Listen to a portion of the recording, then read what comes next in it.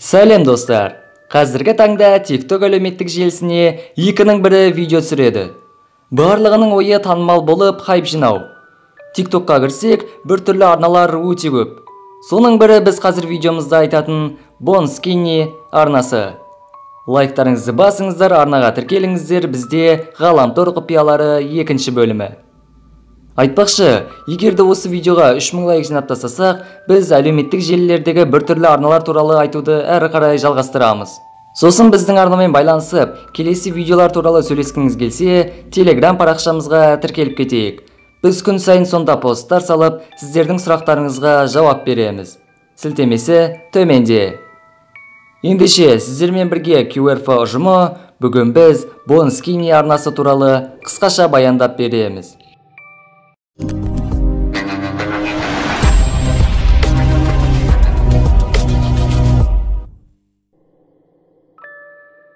Bonskinny немесе Bonnie Skin. Бетіне бір түрлі маска киіп, TikTokқа видео түсіретін қыз. Оның видеода не істеп жатқаны түсініксіз. Мысал ретінде бір-екі видеосын көріп кетіңіздер.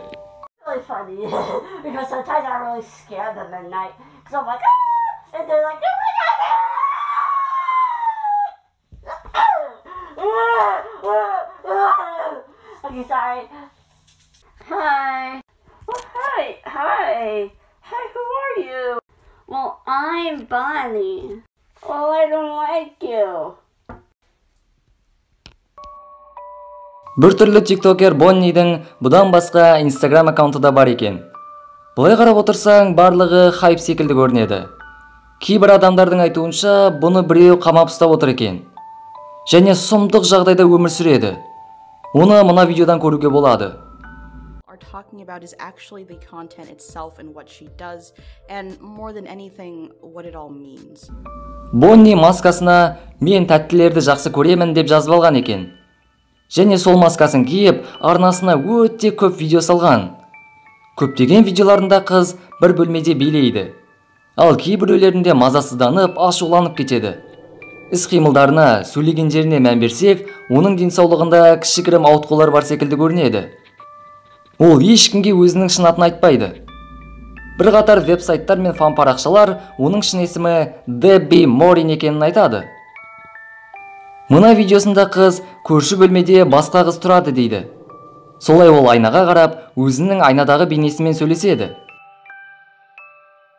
Енді инстасына бір көз жүгіртейік. Мына постта қыз тордың ішінде, ал төбесін матамен жауып тастапты. Текстте оның өгей әкесі Бонни туралы баяндайды. Жазылушыларына Бонниде бәрі жақсы, просто ол қашып кетті, сосын кешірім сұрады. Жақында оған телефонын қайтып беремін, барлығы дұрыс болады деген екен. Және соңында өтініш, полиция шақырмаңыздаршы деп жазған екен. Тағы бір постына қарасақ, бұл жерде біз мүмкін Бонни салған суретті көреміз. Мистер Мен деген біреу қыздың мойнынан ұстап тұр. Типа Мистер Мен оның бақытын тартып алғысы келіп тұр, ал Бонни оның көзін ойып алғысы келеді. Тағы сондай суретте Мистер Мен оған кәмпит берейін деп тұр ма, түсініксіз. Бір күні Rolling Stone журналы осы Бонни туралы мақала жазады. Осыдан соң қыздың аккаунтына көптеген адамдар тіркеледі. Барлығының ойы видеоларды көру емес, бұның шын мәнінде кім екенін және неліктен маска тағатынын білгісі келді. Арадан аз ғана уақыт өткен соң, бұл туралы видеолар, жағымсыз комменттер көбейіп кетеді.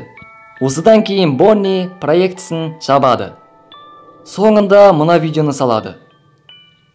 Маған арнап видео салатындарға құсқым келеді.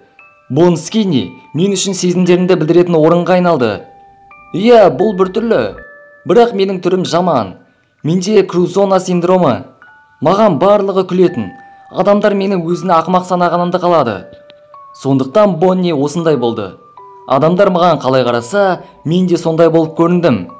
Мен далаға шықпайтынмын. Адамдардан әлі де қорқамын. Мен Бонни проектісін операция жасаған соң аяқтаймын. Алдағы жылдары осыған байланысты видео салатын боламын. Иә, демек маска киіп, өзін бір түрлі көрсеткен тиктокер осындай болып шықты. Біз оның операциядан соң жақсы болып кетсін деп тілейміз. Осылай видеомыз аяқталды. Лайктарыңызды басып арнаға тіркеліп кетіңіздер. Видео басында айтқанымдай, егер осы видеоға 3000 лайк жинасақ, Ғаламтор құпиялары рубрикасын әрі қарай да жалғастырамыз. Сосын Telegram арнамызға да тіркеліп кетіңіздер. Ендеше, сіздермен бірге болған және әрдайым бірге болатын QRF ұжымы келесі видеоларда кездескенше.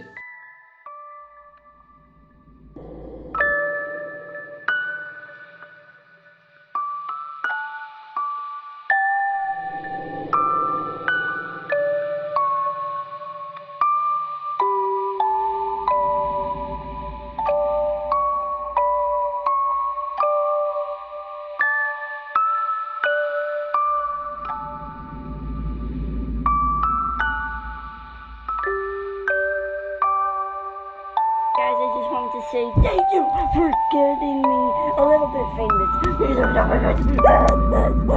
I'm just so happy that people think that I'm, I don't know, pretty, and I'm just so happy that. Also, I want to talk about the other room, the pink one. That is my friend's, or not my friend, but the other girl that lives here.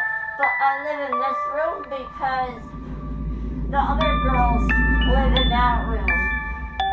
But this is my forever room. This is where I live, and no one really knows that I live here.